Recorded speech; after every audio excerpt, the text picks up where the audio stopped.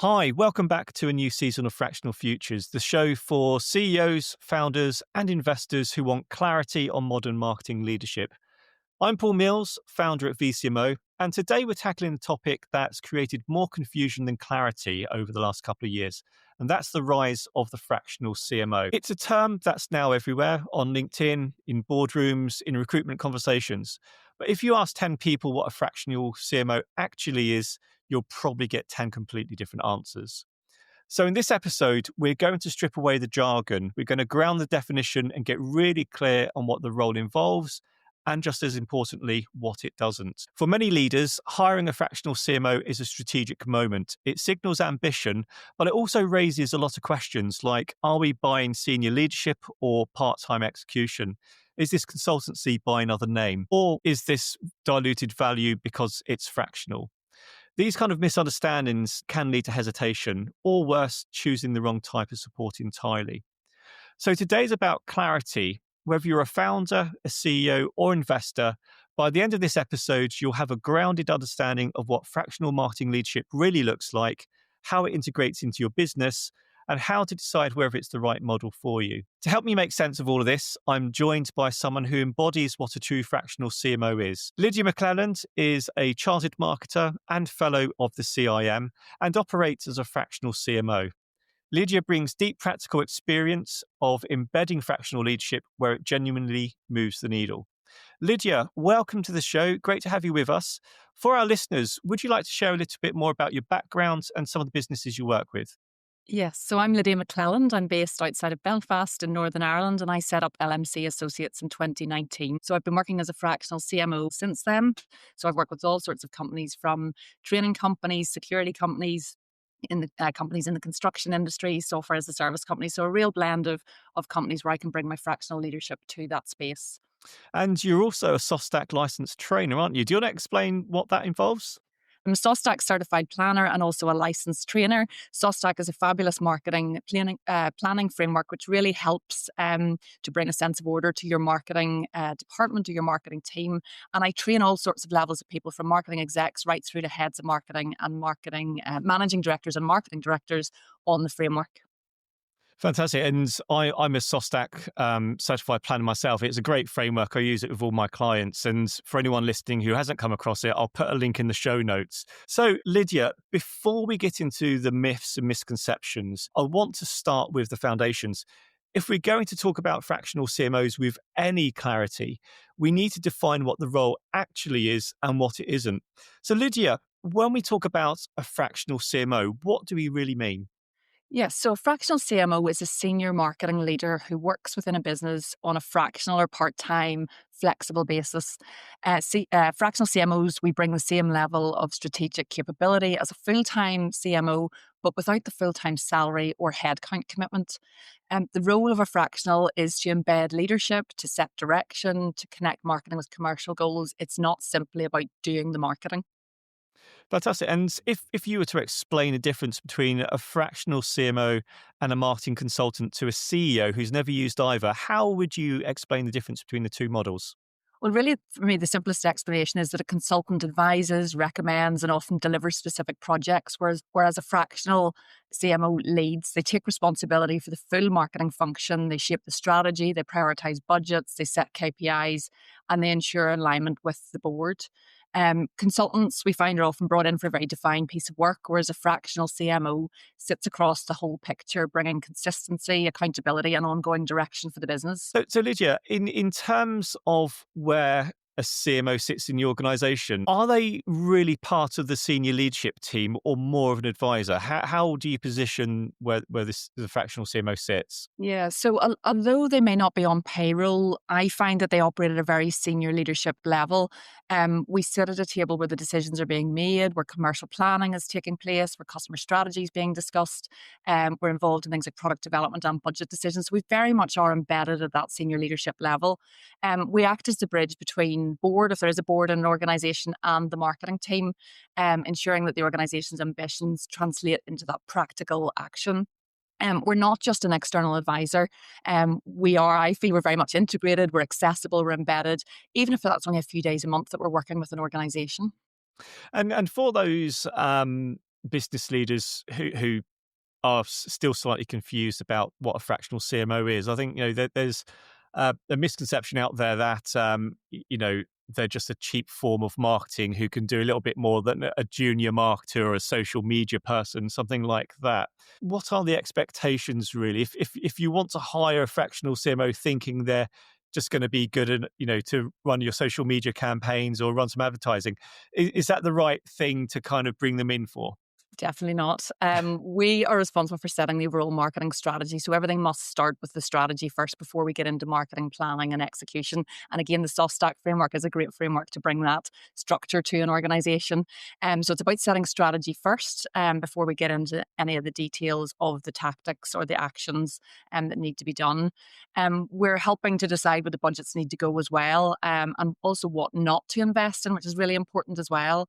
Establishing KPIs and setting up dashboards and making sure that there's kind of relevant information and flow of information to board through our SLT that senior leaders can trust as well. We might be responsible for looking at the positioning, the brand direction, customer segmentation, and routes to market. So it's so much more than just social media.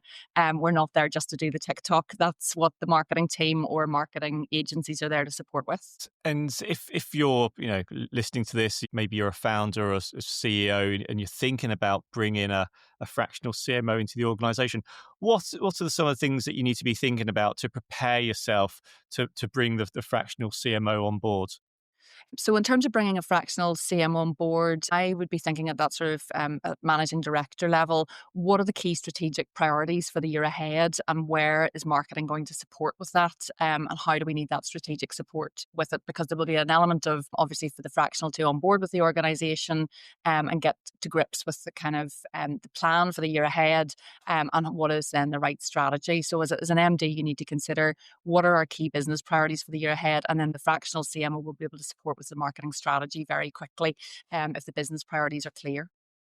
Now, I think that gives us a solid grounding. Hopefully that's been useful just to ground the term itself, and also highlights why the role is sometimes misunderstood. I want to think about some of the misconceptions about the role. As soon as people hear the word fractional, and I've heard it, in conversations myself with potential clients, there's a whole set of myths start to surface.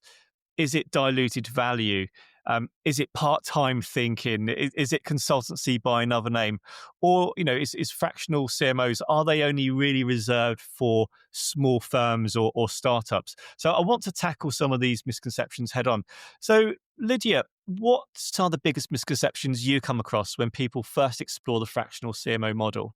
Yes, well, one of the first ones is really around fractional means fraction of the value, but really the value comes from that senior thinking, not necessarily the senior presence 5 days a week within an organization. So although I might be only working with a company so many days per month, I am always thinking about them, and it doesn't matter whether that's evenings or weekends. They're always in my mind in terms of my contribution to the organization and what I'm doing. So the value, as I say, comes from that senior thinking. It's not about being present or sitting at a desk 5 days a week within an organization. Most businesses don't necessarily need a full-time CMO. They just need that expertise that's really focused, that's got really, sharp decision making, and a sort of sense of direction that eliminates any waste within the organization. So a fractional CMO certainly delivers, I feel, certainly the same caliber of leadership, but in a much more efficient way because of the time is spent on those really high impact priorities rather than internal noise. So just to make it clear, you're not buying hours, you're buying better choices, you're buying a clearer strategy, and fewer costly mistakes. So that's one of the myths. As I say, fractional does not necessarily mean a fraction of the value. Yeah, I think that's a really important point to make, Lydia. I think that there's many fractional CMOs out there who, when they present their services, they'll say, "Oh, you can hire me for 1 or 2 days a week." And I think what that introduces in the minds of someone potentially hiring that person is that you clock on at 9 in the morning, you clock off at 5, and that's it. That's not the case at all, is it? You are constantly thinking, even though you might be supporting that company for a couple of nominated days a week, you're always thinking about them. You're always available by phone, by email. It's not like a clock watching exercise, is it? No, not at all. And just like to give example, managing director might be sending me voice notes on WhatsApp.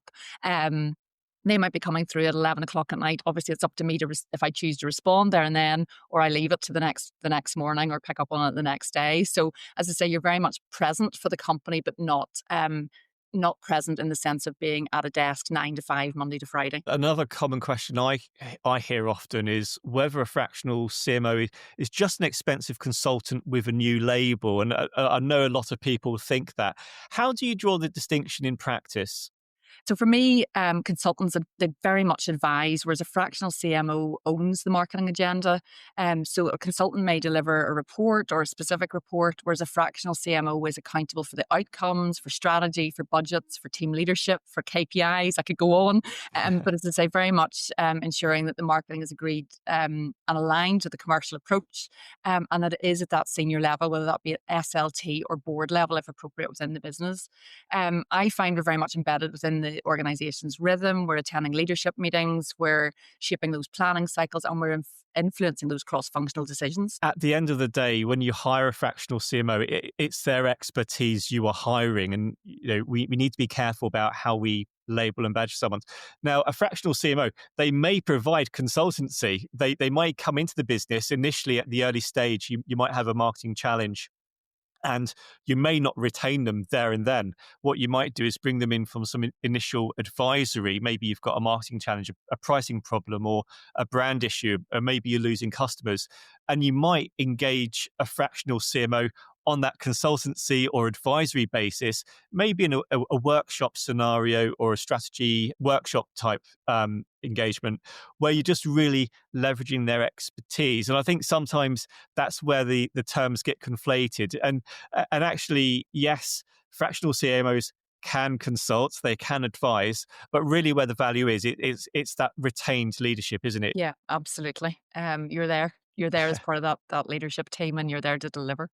One of the other common myths or confusions is that, and this may be because of how the fractional leadership movement evolved, because I think early stage SaaS businesses were hiring fractional CFOs to come in. And I think because of that, a lot of people apply the same logic to fractional CMOs, that they're only good for early stage scale ups, which is not really the case, is it? They can add value at any stage of the life cycle. So what's your experience with the different types of businesses that fractional CMOs support? Yeah, so the model works. I feel it works across all stages of business. So at scale up level, as you've mentioned, scale ups definitely need that senior expertise, but can't necessarily justify a full CMO salary at that stage. So certainly you can add value there. Mid market firms often might have a marketing team, but no strategic leader to bring that cohesion or accountability or longer term direction. And even larger organizations will use fractional CMOs to lead divisions. There might be a transformation project, or even to act as interim cover without losing strategic momentum. So the model can be flexed to suit whatever size of company or structure of company. And it is very much tailored to the client's needs and what they require, So we do find that it's a very bespoke offering in terms of what the solution is for that particular company, depending on their needs. And you mentioned there the flexibility, and I think this is one of the core value propositions of the fractional model, not just for fractional CMOs, any form of fractional leadership. If the business is going through a quieter time, you might want to scale back the engagement. If it's really busy, you might want to scale it up. How do you explain the difference between offering a 1 day a week view of fractional versus probably the better way that fractional CMO should present, which is more that outcomes-based, flexible engagement? How do you distinguish between those two models? Yeah, so really the modern model of fractional leadership is around about outcomes based, not time based. Although I know it's very hard for companies not to kind of equate your inputs in terms of what is the time input, but it should really be focused on the outcomes. And as you've mentioned, like some months may require sort of heavier lifting, heavy strategic work. There might be workshops, there might be team leadership planning, and then other times it might be slight touch and oversight. So again, it absolutely depends on what the business requires and the cadence and the rhythm of that business. But flexibility allows the business to scale up the support then really during key periods or key phases. And so for example, there might be a product launch, there might be a rebrand, and there's a lot of input required to get the relative outcomes and outputs at that time. And then you can potentially scale back if you've got a marketing team or you've got marketing agencies delivering then on your behalf. Just to reiterate, it's not about clocking hours, it's about delivering, clarity, direction and results for the business. It's not about filling in a timesheet on a weekly or monthly basis. What really matters to CEOs and investors is how the fractional CMO actually embeds, how time flexes, and where the real commercial value shows up. So, Lydia, let's talk about the engagement model. What does working with a fractional CMO really look like on a month-to-month basis? Well, firstly, it starts with a clear plan at the outset, and that's usually aligned to the business objectives, the commercial targets, and the leadership rhythm, especially if there's regular senior leadership team meetings or board meetings that have to be attended. But each month, typically, there could be sessions, there could be strategic sessions with the CEO or the board or SLT to set priorities. There may be leadership of a marketing team if there's an in house team shaping direction, reviewing performance and supporting capability. There might be oversight of agencies to make sure that budgets are set and that the activities delivered and everything kind of stays aligned according to the plan. And then there could be those kind of it could be practical support as well. So certainly things like, rebrands or major campaigns where that leadership piece is needed at key points maybe during the year. So the cadence it's structured, but it's flexible. And that's the key thing. It is about flexibility. Some months could be really much heavier on planning and direction, and others are lighter, maybe as the team or your agency team execute on your behalf. And in your own portfolio of clients, how do you balance being embedded in the leadership cadence Yeah. whilst not physically being there full time?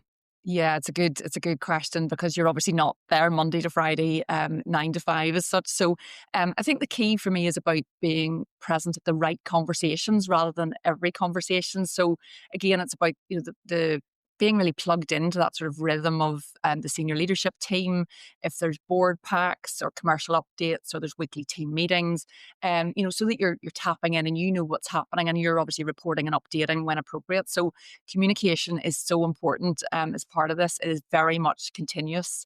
And I say that can be from the WhatsApp messages to the emails, whatever the company uses. Companies use Slack and all sorts of channels as well. So it's important that you're accessible to the team, you're responsive to the chief executive, the managing director, and that you're part of the organization's decision making flow. The aim is really to feel integrated, but delivering really with that clarity, with the focus, and just having really clear objectives without really being caught up in the day to day noise that can happen a lot within organizations. There was some interesting thought leadership discussion on LinkedIn the other day, where an in-house senior marketing leader was kind of challenging the fractional CMO model. And they were saying effectively, actually all marketers operate in the fractional way, even if you're in-house, because you're dealing with multiple stakeholders, you're dealing with multiple conflicting priorities, so on and so forth, which is true from one point of view. But the Mhm. fractional CMO multiplies that by doing all that over multiple clients simultaneously. And, Yeah. and I think one of the, I guess, personal attributes that either makes you or breaks you as a fractional CMO is your ability to manage time, but at an elevated level. It's about planning, prioritizing, fitting things in. And it is a completely different look and feel to operating as an in-house marketer. What's your reflection on that? Is that something you sort of buy into or Yes, not? absolutely. Time management and prioritization of tasks is very key. So I would consider myself to be really good on my time management. I would probably pack quite a bit into any given day, but it's just really important to be structured and organized. And if I need to block out time to work on a particular piece of work, then that I hold that time, but also then that I'm holding time for relevant meetings and attending those. So there is a bit of juggling in terms of making sure you can fit everything in and that you're servicing and delivering for that client. When they need. So yeah, time management is definitely key. And on reflection of how you operate as a fractional CMO and the clients you work and the clients you work with and the feedback you get from them, Yeah. where do you see the biggest value uplift? Is it in strategy? Is it in team capability? Is it aligning agencies or is it something else? It can be a mix of everything. I think the first thing is about clarity of direction. So that businesses have, they stop wasting time and money on potentially disconnected activity. So there might be lots of tactical stuff going on within the business, but we're not joining the dots between, well, what does that mean in terms of the commercial success? So being very clear on the kind of strategic direction is important.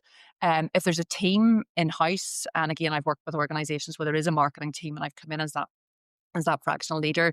I find as well there's a bit of a capability uplift. So the team become more confident because they've got a clear strategy and a clear plan to work to. So they become more confident, they're more structured and become more commercially aware. So you are very much that link between the SLT or board and then the marketing team that are doing the implementation.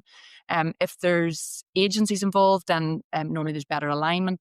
I would refer to myself as sort of the conductor of the orchestra at times. So, you're liaising with the agencies, you're making sure they've got very clear brief, very clear direction, and that really we're all starting to kind of row in the same direction. Also uplift really around prioritization. Again, sometimes it's knowing what to say no to, making the right decisions in terms of what to say yes to as well, and not wasting time on things that aren't the right fit for the organization. But the strategy by far is probably one of the best things, I think, because it sets that credible commercial roadmap, and really the whole organization. If you've got, even when we talk about strategy, it can be a plan on a page, strategy on a page. It's not about a 50-page document, but that people have a really clear understanding of the direction of travel and where they fit in and what they need to do to support the delivery of that strategy for the business. So for me, that's always the key thing. And you mentioned there just a moment ago, you mentioned the commercial signals or the commercial value. When you think about success, what are the commercial signals you look for that tell a fractional CMO engagement is working? Yeah, well, for me, there's always definitely a better link from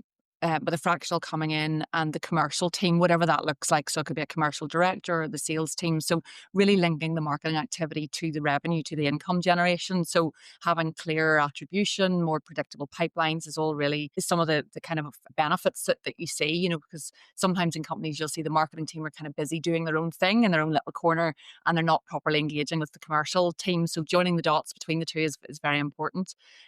Also things like improved decision making, so less firefighting, less reactivity, and it's much more about that longer term planning. And sometimes it is about taking a pause to reflect on what we're doing, and getting the strategy obviously set and getting that rolled out and delivered, so trying to move on to more proactivity than reactivity. Other things that we see working is about agencies. Really, maybe agencies are performing better because they've got the proper brief, they've got that clear direction, which sometimes they're crying out for because they might have been dealing with somebody who's not in that marketing space and they're not getting clear direction of travel or what they need. So when I come in as that fractional head of marketing, they welcome it because they see that there's much more clarity around what needs to be done and how they can be focused in their activity. And so those are some of the commercial signals that tell us it's working.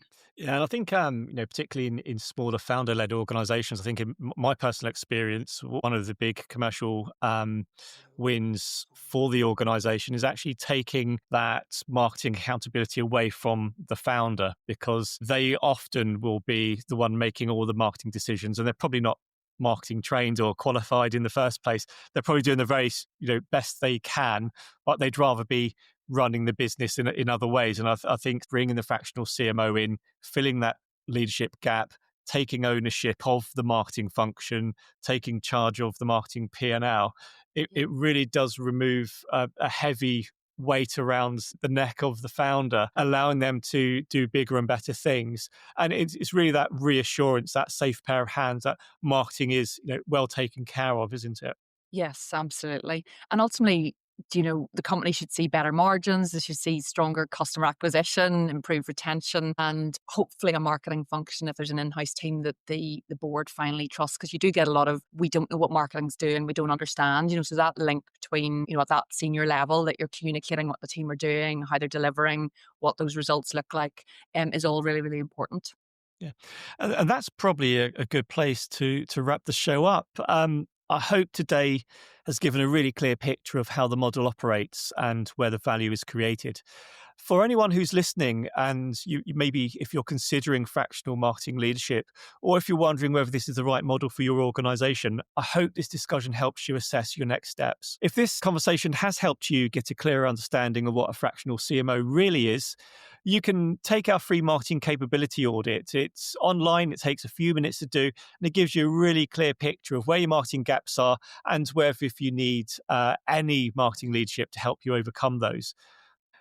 We've also published the ultimate guide to hiring a fractional CMO. So if you want to find out more about this engagement model in more detail, do feel free to download that. There's links in the show notes.